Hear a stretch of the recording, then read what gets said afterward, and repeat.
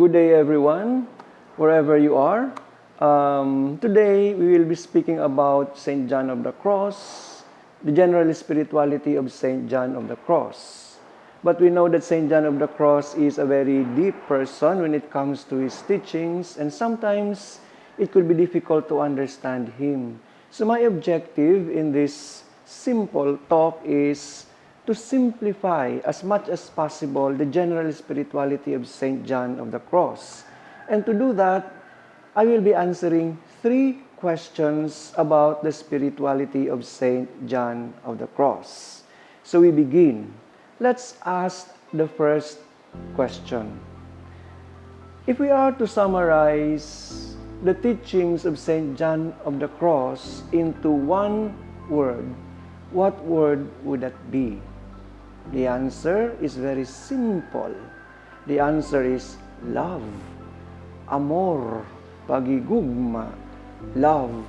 The love of God for the soul and the love of the soul for God. This is the basic tenet, or this is the heart of the spirituality of St. John of the Cross. It is about the love that exists between God and the soul.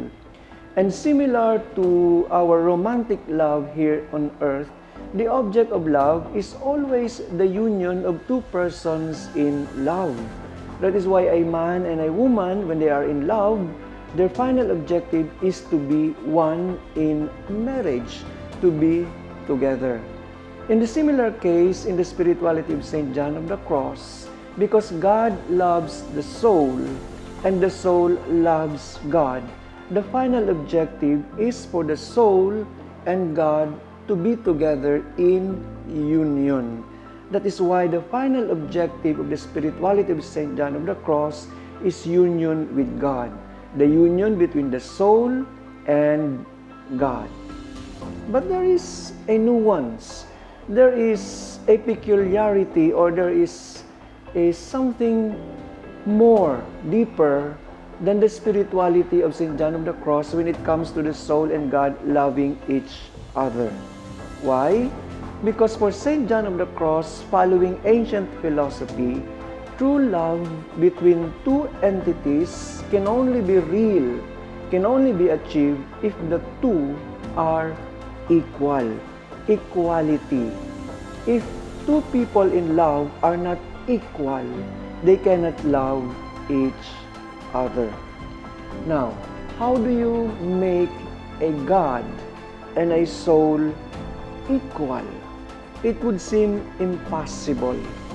In human love, it is very possible because a man and a woman are both human beings and they can consume their love easily because they are equal. But how about God and the soul? How can they truly love each other when they are unequal?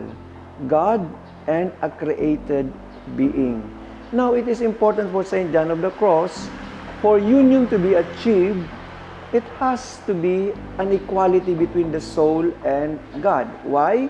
Because for him, if one party is not equal to the other party, it cannot be love. For example, if a king marries a servant, for true love to exist, the king must make the servant his queen, unequal. Otherwise, they cannot exist. Love cannot exist. So this is now the spirituality or the process of St. John of the Cross when it comes to love. The soul must strive to become equal with God. And when the soul strives to become equal with God, the grace of God will come to that soul so that that soul will be elevated into an equality with God. And now when they are equal, union with God happens. So this is the process of the spirituality of St. John of the Cross. The process of making the soul equal to God so that true love can be consummated. And given this background of the spirituality of St. John of the Cross, we now go to the second question. So we now come to the second question. The spirituality of St. John of the Cross is mainly characterized by what we call the dark night of the soul. So the second question is, what is the dark night of the soul? In the first question, we said that true love between God and the soul with an end goal of union with God can only happen when the two has become equal. Now, this process of making the soul equal to God is characterized by what St. John of the Cross calls the dark night of the soul. So why does he call it the dark night? Now, take a look at this.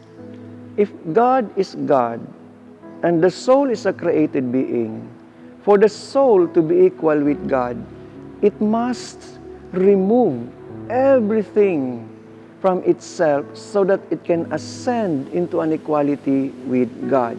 It means that the soul must be detached from all created beings for it to become equal with God. God is a purity. God is pure. And therefore, the soul must also be pure to attain equality with God.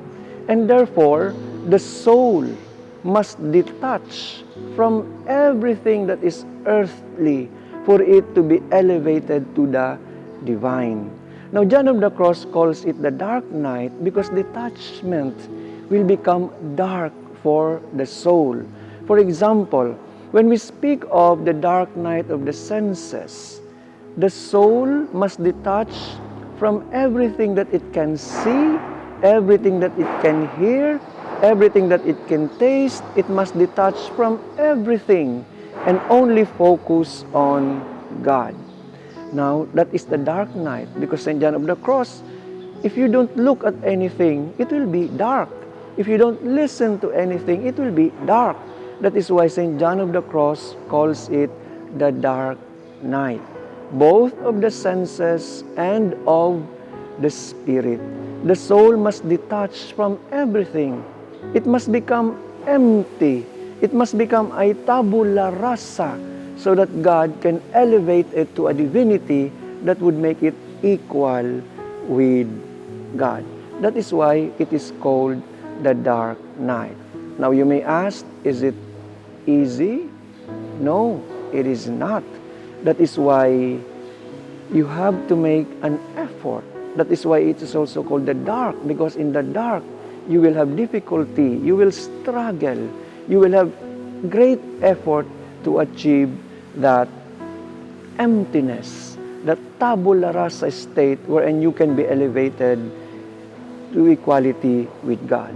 Now, St. John of the Cross would tell us that when you are already detached from everything, when you are already purified of everything, it is then the time that the grace of God will come to you and elevate you into an equality with Him, and final union will be possible.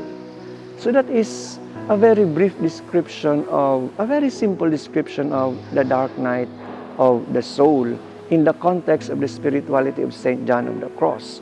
So I would iterate here that sometimes many people would equate the dark night of the soul with problems, with chaos, with difficulties, with struggles. No, it is not. The dark night of the soul is not the usual problems of the earth. The dark night of the soul is our effort and God's intervention of purifying us so that we can reach the state of divinity that is equal to God. So we now come to the third question. We have been speaking about the soul being made equal to God so that union can be achieved. So the third question is, can the soul really be equal to God? The answer, yes and no. Yes, because the soul in itself, in the understanding of many spiritual doctors, is a spirit, and the spirit itself comes from God, and therefore two spirits can be united with each other. But for Saint John of the Cross, he believes that through the mercy and through the grace of God, the soul can be elevated into some form of equality with God. But we know that God is God and the soul is soul, and the two can never really be truly equal because God is God. But Saint John of the Cross would tell us that the mercy, the power, and the grace of God can elevate the soul into some form of equality with Him so that true union can be achieved. Now, Saint John of the Cross would tell us that for people or for souls who has achieved equality with God, he or she will become a perfect image of God. So that St. John of the Cross in one of his writings would tell us that when God looks at the soul, God is looking at himself. And when the soul looks at God, the soul is looking at God. So when they look at each other, they become similar. They become equal. So there is no more distinction between the soul and God. That is in the description of St. John of the Cross. Because for him, after the process of the dark night, after the purification, after the purgation, after all this detachment, when the soul is now perfectly purified, equality with God is possible. In the sense that the soul has become God-like, so that when God looks at the soul, God is looking at himself in the soul. Because when we speak of union, the soul has now entered into the being of God, and the being of God has now encumbered the soul, so that the two has become one. So yes, it is possible that the soul can reach equality with God, but in a sense, no, because the soul can never be God. God will remain God, but then again, through the grace and mercy of God, He can elevate the soul into His equality. So, my dear brothers and sisters, this is a very simple. Of course, there are so many things to discuss about the spirituality of St. John of the Cross, but this is my own way of simplifying the spirituality of St. John of the Cross. It is a story of love between God and the soul. And true love can only be consumed when the soul and God are in union with each other. But for the soul to be in union with God, he must be purified through the process of the dark night.